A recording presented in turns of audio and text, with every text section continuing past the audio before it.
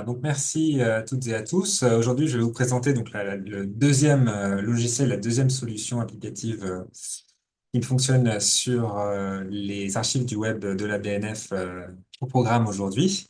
Donc, ce logiciel qui s'appelle Pandoré. Alors, moi, je m'appelle... Oula, oui, ici, ça marche. Je suis chercheur en sciences politiques. Pardon.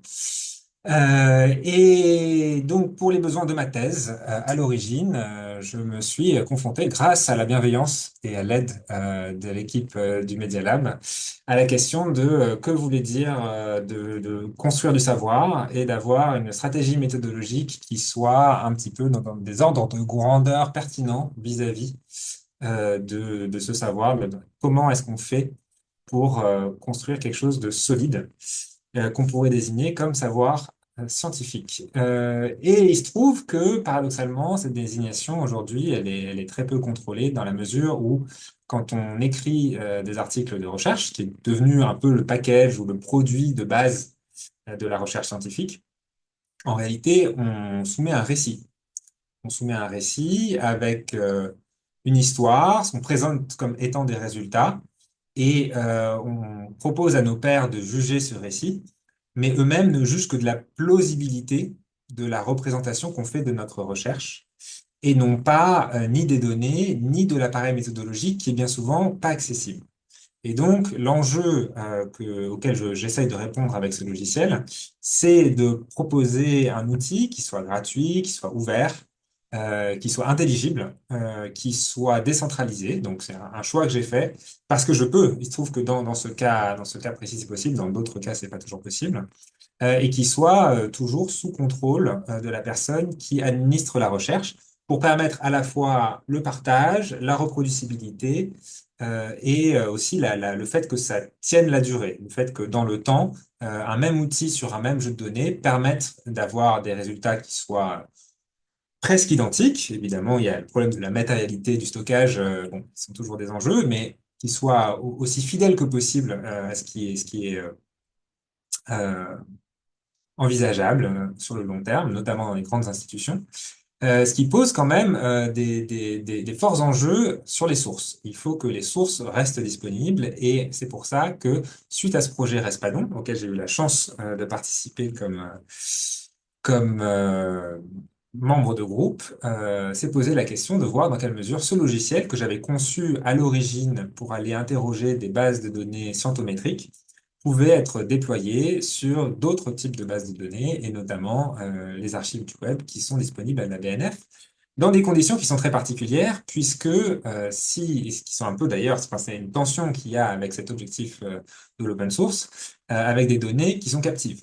Donc, seules les personnes au sein du réseau du Data Lab de la BNF ont accès à ces données. Vous ne pouvez pas être tranquillement chez vous et faire des requêtes sur les archives du web français. Ce qui donc est à double tranchant. D'un côté, contrairement à une base de données comme Scopus ou Web of Science, on sait que les données, on a accès au producteur de la donnée. C'est pas un agent commercial dont on ne connaît finalement que peu de choses, donc on peut plus facilement avoir confiance. Cependant, le contre de ça, c'est qu'il faut être capable de venir se déplacer physiquement dans l'emprise où ces données sont accessibles. Pandoré, donc, sert globalement à faire deux choses qui sont présentées ici, ce que j'appelle flux et type. Une chose, c'est récolter des données, et la deuxième chose, c'est explorer ces données. Il y a une étape intermédiaire qui permet de scinder ces deux actions en deux silos qui sont de pipeline, qui sont autonomes. Donc, ce que j'appelle flux, c'est la récolte de données. Ce que j'appelle type, c'est l'exploration de données. Et pour lier ces deux pipelines, il y a une étape de normalisation qui passe par un logiciel qui s'appelle Zotero.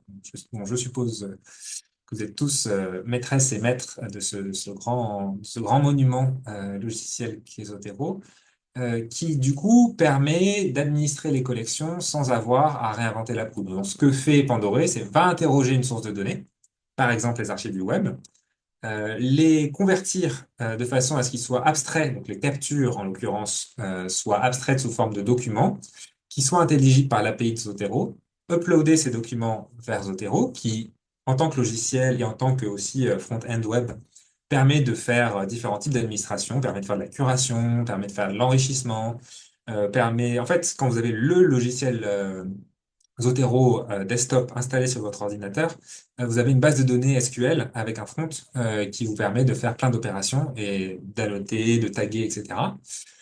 Qui est en plus un front que généralement les gens savent déjà utiliser, ce qui est utile. Et ensuite, réimporter ces collections sur lesquelles vous avez potentiellement agi dans Pandoré pour permettre de faire de l'exploration de corpus avec des visualisations pardon, qui sont ad hoc par rapport au type de document que vous avez utilisé. Donc, ils pourront être communes ou différentes selon le type de document que vous avez importé. Dans le contexte des archives du web, la façon dont ça se passe, en tout cas à la BNF, c'est que l'utilisateur, le chemin proposé de l'utilisateur, c'est d'aller interroger le front-end de recherche des collections indexées en plein texte et dont les liens aussi sont indexés. Donc c'est le périmètre que va taper Pandoré, contrairement à Hive qui peut taper toutes les archives. Pandoré est conçu pour ne taper que la petite section, la petite couche des archives du web français qui sont indexées en plein texte avec leurs liens. Donc d'aller chercher des termes qui sont dans les collections indexées en plein texte, récupérer ces données, les convertir pour envoyer seulement les métadonnées et pas le contenu dans Zotero, et ensuite faire de la curation si nécessaire, et ensuite les réimporter pour les explorer comme corpus, et une fois qu'on a trouvé dans le corpus un document intéressant, aller les sortir aller les explorer, les lire en fait dans le navigateur des archives. Donc voici le front, donc la première étape des archives de l'Internet. Donc là, par exemple, vous allez chercher un mot sur une période dans une collection. Donc le mot est Fanon, la collection c'est des élections parce qu'elle est indexée en plein texte. La période, donc là c'est sur l'année 2002, et donc cette recherche va donner des résultats. Et c'est ces résultats-là qu'on va ensuite, si le premier jet semble pertinent sur ce front-là, on va aller l'administrer dans Pandoré. Donc là, ce que je vais essayer de faire, c'est du live démo. On va voir si ça marche. Donc voici à quoi ressemble Pandoré. Donc là, je suis au sein de la BNF dans l'enclave, ce qui fait que j'ai accès aux données. Comme vous pouvez le voir, je n'ai pas menti. Il y a bien ces deux catégories flux et type qui me permettent d'interroger certaines sources de données. Donc là, ici, on voit de base tout ce qui est scientométrie, mais qui permet aussi d'aller chercher des interfaces qui ne sont que dans le réseau local, d'où le nom local, et qui permettent ici, par exemple, d'aller chercher des mots. Donc, je pourrais faire Fanon. Et après, vous allez croire que c'est triché parce que ça a été déjà prévu. Mais donc là, si je coche élection, ben voilà, il trouve 7049 documents répartis sur cette période-là. Dans cette collection, qui est celle qu'on a choisie et qui est la seule qui est indexée en plein texte pour notre recherche, il y a aussi Web littéraire, mais qui a une collection qui a une structure très particulière, et donc qui donne un aperçu des 10 domaines qui contiennent, des 10 hosts en fait, qui contiennent le plus de ces termes.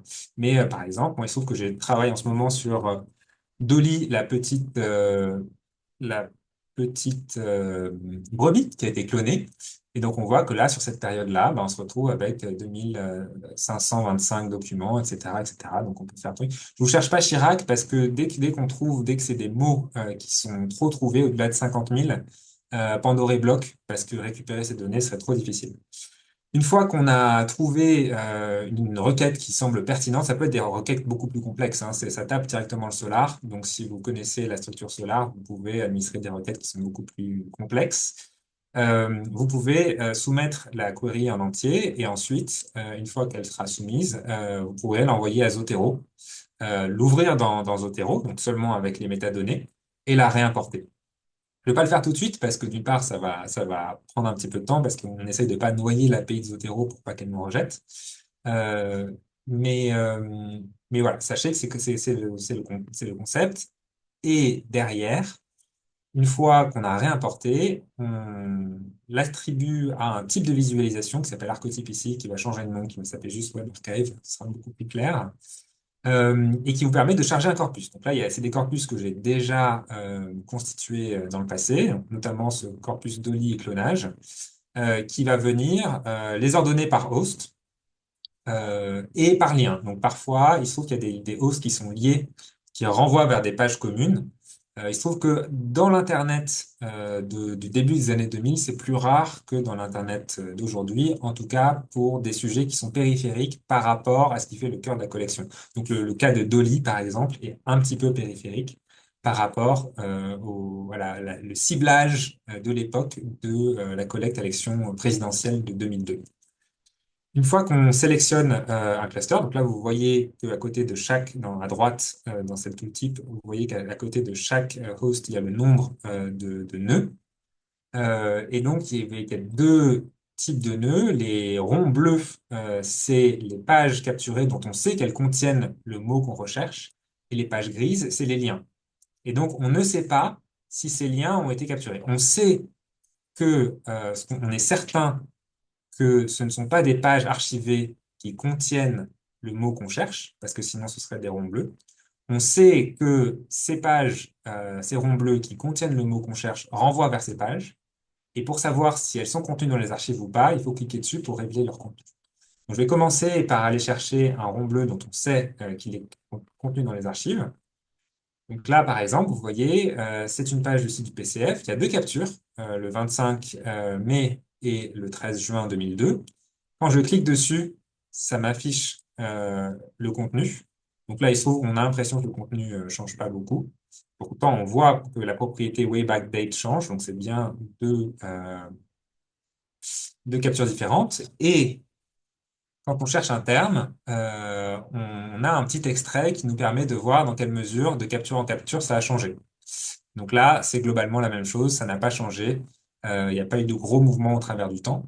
Parfois, il y a plus de captures, etc., etc. Et donc, quand on clique sur un rond rouge, vous avez vu aussi que non seulement on a les liens entrants et sortants de cette capture, mais aussi, donc pour ce qui fait partie du corpus, mais aussi des pages, ces ronds gris, ce que j'appelle les ghosts, ce que j'appelle les fantômes, qui sont une façon de voir ces liens sortants qui ne contiennent pas le mot qu'on cherche. Quand on clique dessus, bah là, vous voyez typiquement ce ghost-là, il est dans les archives. Il ne contient pas d'OLI, c'est normal, le cadre reste vide, mais pour autant, il est quand même dans les archives. Ce mot-là, celui-là aussi, donc là, on a de la chance. Je pense que si on va aller un peu plus taper dans les coins, genre typiquement dans ce massif ici, probablement. Ah bah si. Le site PCF a été très très bien collecté, avec une très grande profondeur. Donc on trouve quand même pratiquement tout ce qu'on cherche, c'est merveilleux. Ce qui nous permet donc d'avoir un petit peu une idée de est-ce que c'est intéressant ou pas ce qu'il y a dans cette page. Chercher d'autres mots aussi, par exemple, on peut chercher le mot clonage. Et là, en fait, on se rend compte que cette page qui parle de Dolly, en fait, elle parle, pardon, principalement du clonage. Et comme ça, de groupe en groupe, de cluster en cluster, de domaine en domaine, on se retrouve à pouvoir chercher de façon un petit peu exhaustive toutes les occurrences de ce terme sur la période dans la collection qu'on a, qu'on a désignée. Donc voilà, l'idée est de faire ce traitement un petit peu exhaustif, d'aller voir une fois qu'on a repéré dans quelle mesure c'était intéressant, enfin le contexte paraissait intéressant. Donc là, par exemple, ça a l'air vraiment pas très intéressant. On est clairement en dehors de notre cible. Mais là, sur Top Chrétien, par contre, on va être beaucoup plus dans notre cible. Euh, Ça nous permet d'estimer l'intérêt de la page. Et en appuyant sur le copy permalink, ça va copier l'URL des archives et donc on va avoir accès au navigateur des archives. Juste pour terminer, une fois qu'on a fait toutes ces étapes, enfin, je propose aussi d'utiliser un carnet de terrain qui permet en fait de rentrer à la main, hein, juste avec un modèle d'entrée tel que celui-ci, le permalien, le sujet, le positionnement, ça c'est des catégories complètement normatives, hein, positionnement et richesse, mais qui permet par exemple de dire, bah voilà, dans telle page, il y a Christine Boutin qui fait partie de telle partie, en l'occurrence l'UDF, et je considère que le score de richesse ou de pertinence par rapport à mon sujet est de 6, donc c'est quelque chose de plutôt intéressant sur lequel je revienne. Ça c'est le premier carnet, un deuxième carnet qui est le deuxième pass d'exploration, où là, on va aller plus loin, on va essayer de récupérer un extrait, de qualifier cet extrait pour finalement faire vraiment ce carnet de terrain de façon sérieuse et exhaustive. Donc là, en l'occurrence, voici à quoi ça ressemble. Et on a un droit de citation, on n'a pas le droit de sortir des pages entières, mais on a un droit de citation sur des aspects pertinents de ces documents. Donc là, en l'occurrence, cet utilisateur Jocris, qui sur un forum qui s'appelle E1789, fait part de son point de vue. Et donc là, il y a le commentaire, qui est un commentaire que moi j'ai écrit, sur justement cette prise de parole, et on peut les mettre les uns à la suite des autres pour les comparer ou pas, afin de voir dans quelle mesure c'est quelque chose qui peut se placer sur un repère ou sur un spectre politique qui permet une analyse un petit peu plus profonde, mais tout, avec l'objectif d'exhaustivité, sachant que l'archive du web est un monde autocontenu. Donc, en termes épistémologiques, l'archive est là, elle a un début, elle a une fin, on ne pourra pas retourner dans le passé. Et donc, on peut considérer, même si on sait qu'elle est incomplète, même si on sait qu'il y a plein de choses qui ne sont pas, qui n'ont pas été capturées, c'est tributaire des choix de capture et de technologie de l'époque. Pour autant, voici ce qu'il y a dans cette archive et voici les signaux. Enfin, on peut faire l'analyse des signaux qui s'y trouvent et essayer, à partir de ces indices, d'avoir des indices, justement, sur la façon dont on débattait de ces sujets dans le passé. Merci de votre attention.